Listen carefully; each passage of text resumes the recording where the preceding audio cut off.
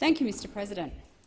It's a strange world we live in when we need scientific reports to advise a major international sporting body that it's not safe or fair for males to play full-contact rugby against women.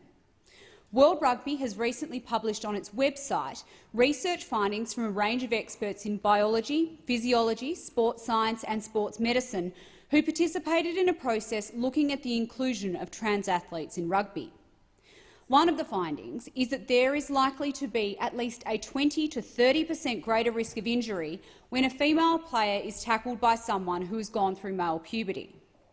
This research has been reported in some sections of the media recently. Strangely, many mainstream media outlets haven't mentioned it.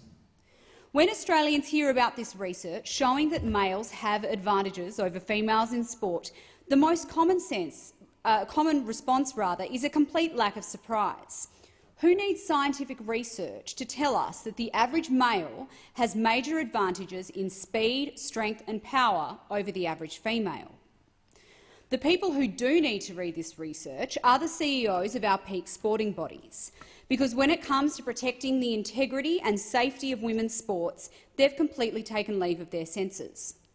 Sport Australia's guidelines for the inclusion of transgender and gender-diverse people in sport make the statement that Australian sporting organisations should base participation in sport on a person's, and I quote, affirmed gender identity and not the sex they were assigned at birth.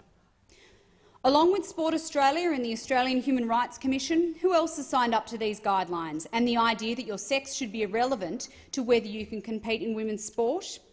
Just the coalition of major professional and participation sports, which includes Rugby Australia, the Australian Football League, the NRL. These full-contact sports have taken the position that women in their competitions had better brace themselves for a 30% increase in their risk of injury so that administrators can pat themselves on the back for being inclusive. The good news is that right now, Rugby Australia has the opportunity to reset the balance and stand up for female athletes. World Rugby has given them the science which quantifies the risks and the disadvantages to women. Rugby Australia should make a stand that women's sport is for females and men's sport is for males. And the other major Australian sports should pull their heads out of the sand, look at the publicly available research and come to the same common-sense conclusion. It is not good enough for organised sport to hide behind activist interpretations of the Sex Discrimination Act and claim that the law compels them to prioritise gender identity over sex. It doesn't.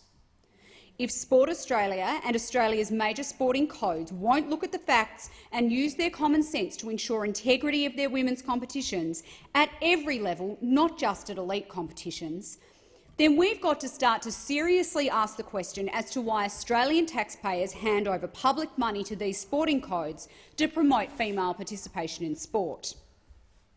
On top of ignoring the unfairness and the safety concerns of encouraging biological males to play women's sport, the environment Sport Australia and the major codes have created at the moment is that if you're a female or maybe the parent of a 16-year-old who wants to enjoy playing women's football or women's rugby on a level playing field, well, you better not have a problem with that, because your league is probably signed up to an inclusion policy, like the one advocated in Sport Australia's guidelines, which stipulates that sporting organisations should have a publicly available inclusion policy in place which clearly articulates that participation in sport should be based on a person's affirmed gender identity.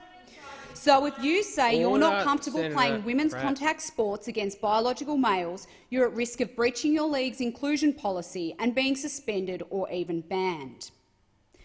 So many women have contacted me with concerns about this issue, but they are worried if they speak publicly or even internally, they might face consequences at their club or at their place of work.